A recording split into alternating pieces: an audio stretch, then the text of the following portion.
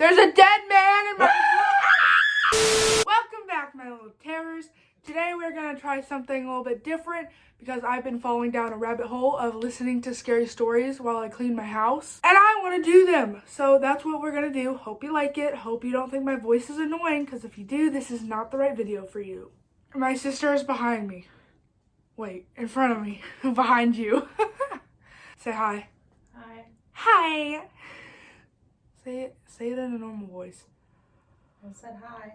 You said hi. That's my voice. No, it's not. Okay. Your representative voice is coming out. Okay. There's a subreddit called Let's Not Meet. I'm sure you guys have heard of it because a lot of people have. I'll link this and the stories I read down below. I'll probably read 2 to 3 if they're not super long. I got my laptop.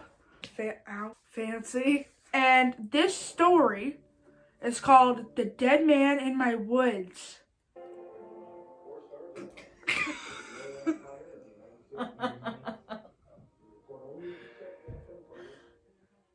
Can you turn it down? That's really, really loud. I'm nervous. I've never done a video like this before. Do you want me to read and you can react to it? Do you want to come?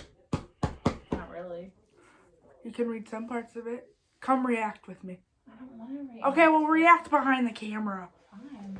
It was a few years back. I was home alone with my daughter, who is basically a newborn. She was asleep in her bassinet beside my bed. I was in my old house alone as my ex-husband was working nights. My bedroom was on the 2nd floor. It was around midnight when I woke up to give my daughter a bottle. As she settled back to sleep, I laid in bed scrolling on my phone, trying to get tired again. I'm cautious about believing things people post to Facebook without sources, but few people had made the same post, and then I came across an article stating there was a murderer on the run. He had killed a man in the next town over from me and was running from the police. It said they were advising people to stay inside, lock their doors, and some even received phone calls. Stuff like this was a rare happening where I lived, so of course I freaked out. I texted my ex-husband at work, who had a hard time believing this, but told me to keep my police scanner on. I'm not sure how long I was asleep, but I suddenly woke up because the officers on the scanner were screaming, "Shots fired!" Then I had a hard time distinguishing what I was hearing on my phone and what was going on outside. The rapid gunfire started and sounded like it was right in the street outside my window. It took me a moment to register the noise as shots to my virgin ears. Then it was like time suddenly slowed down as I rolled off my bed and grabbed my daughter. I remember running into the hallway in what seemed like slow motion, blurry tunnel vision with her, away from all the windows, screaming, "What is happening?" in my head. I shakily dialed my ex-husband at work, and he really wasn't believing what was going on. So I yelled and called my mom. I just wanted someone to talk to so I didn't feel so alone and scared. I kept telling her there was a shooting and I was crying, so maybe she didn't understand me in her half-woke state of mind. I don't even remember what happened after she realized what I was saying, because suddenly I was hanging up and putting the phone on the floor. I stayed in the hallway for I don't know how long, clutching my sleeping baby, who somehow slept through all this chaos. My body was on vibrate. What does that even mean? I don't know. I don't like this story. It's too parallel to my life. Sometime later, my phone was ringing and it was my mom. I could barely focus enough to listen, but I thought she told me that she was coming over, so I told her to stay home, where she was safe. She was yelling at me that she was already on my road, but that the police had blocked it off. She told them she was my daughter, I lived on the road, and they let her come. They had shot the suspect. He was dead. Oh, yikes. When my mom came up to the front porch, we saw wet, muddy footprints coming up to the steps and smeared on the door like he had kicked it. I'm wondering if that's maybe what woke me up at first. By the time my mom got to my house and came inside, it was 5 a.m. It was winter, so it was still pitch black dark outside. We sat quietly in the bright kitchen, tiredly sipping coffee and passing my daughter back and forth. My ex-husband arrived home shortly after and believed everything once he saw all the cops and the road blocked off. Long story short, this man had killed someone in the next town over, about 3 to 5 minutes away, ran to my town, through my backyard, to the road through the trees, and killed another person in the house in the back of me. That's when cops showed up and he began to shoot at them, all the gunfire that I heard. He lay dead in the measly patch of woods in the back of my house. I had goosebumps thinking about all this murder taking place around me as I lay in bed. When my mom left and my ex-husband put our daughter back to bed, I stepped outside on the back porch to smoke a cigarette. I stood there smoking and watched all the lights, a stark contrast against the early gray morning. Cold. That afternoon, I ended up having to block multiple news reporters for harassing me to tell my story. I told them that I had no problem telling them my story in more detail, but I didn't want it to be on television. I had not slept and had my daughter with me. They said they wanted her on camera too. After denying them, they kept asking me if I was at work. They could come to my work to do the interview, so I ended up blocking them and moving on with my life. The end. That was a terrible ending. Let's go to the next one. So, my sister, who's behind me, picked this one called The Fake Maintenance Man because why? Because it was short? No. Because it sounds like an episode of Criminal Minds, which is something we are both watching. Oh my god! A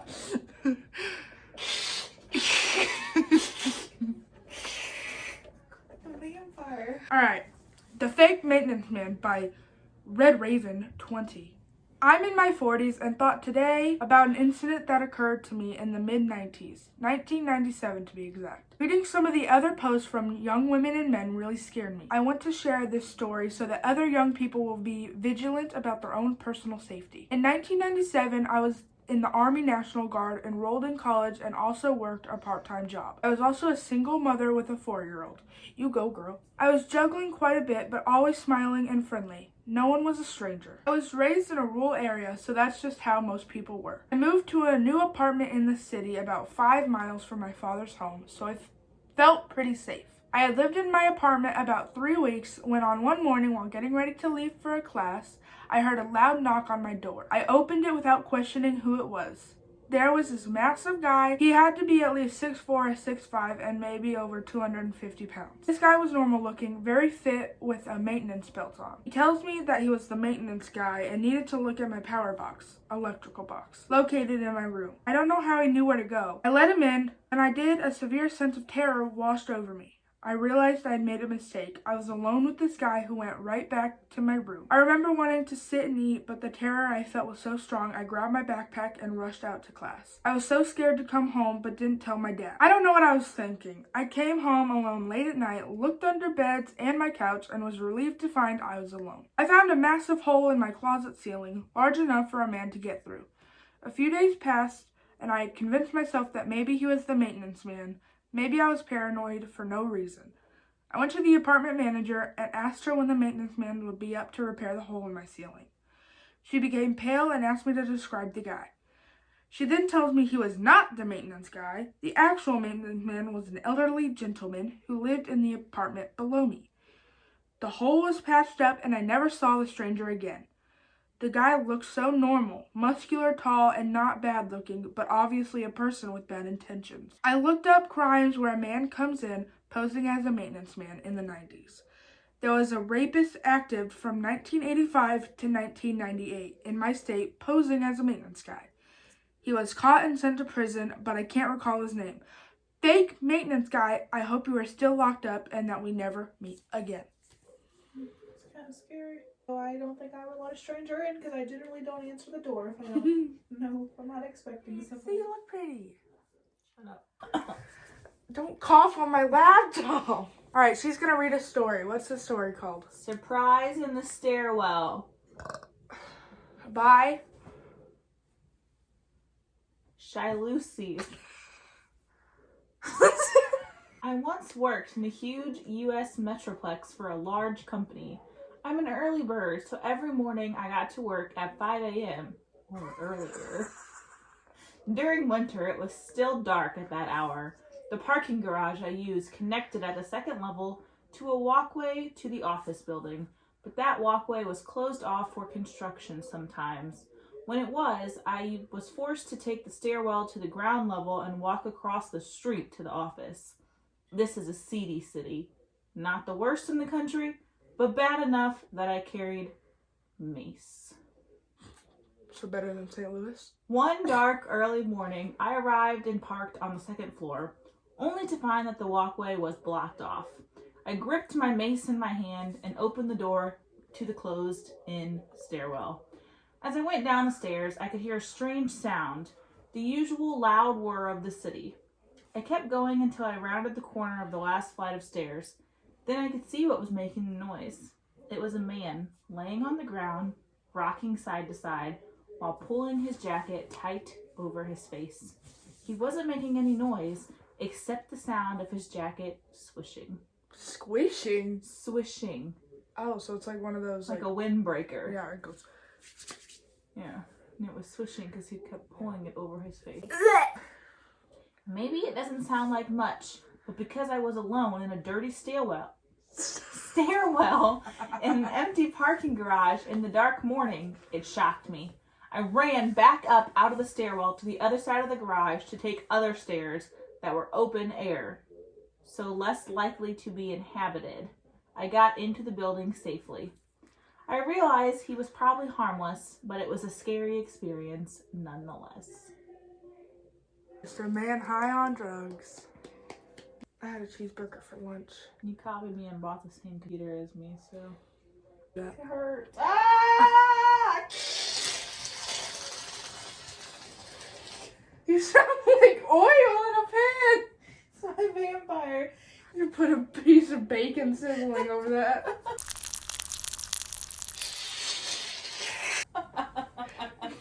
That's what bacon sounds like. Thank you guys so much for watching this week's video. If you would like more scary story readings from any other subreddit, please let me know. And as always, bye.